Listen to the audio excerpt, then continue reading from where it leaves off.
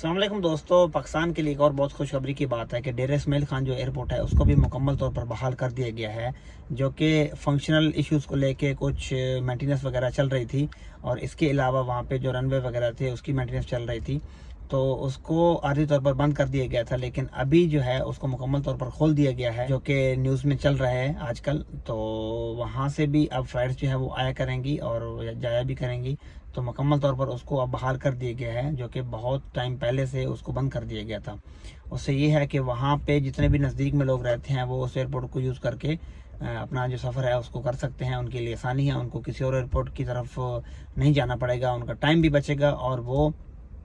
جو ہیں کہ اپنے گھر سے بھی جلدی نہیں نکلیں گے، کیونکہ آپ کو پتہ ہے کہ نارملی 3 گھنٹے پہلے تو ایئرپورٹ جانا پڑتا ہے، اور اگر آپ لوگ ڈیرہ اسماعیل خان سے اگر آپ کراچی جائیں گے یا ملتان جائیں گے یا پھر اسلام آباد جائیں گے تو آپ کو وہ ڈسٹنس بھی کاؤنٹ کر کے رکھنا پڑتا ہے، تو کم سے کم 7-8 گھنٹے آپ کو پہلے گھر سے نکلنا پڑتا ہے اگر آپ کو اپنی فلائٹ لینی ہے تو، ادروائز لوگوں کی فلائٹ مس ہو جاتی ہے۔ تو اس سے یہ ہوگا کہ اب پاکستان کے اندر ڈیرہ اسماعیل خان کا بھی ایئرپورٹ جو ہے اس کو بحال کر دیا گیا، تو لوگوں کا سفر آسان ہوگا انشاءاللہ۔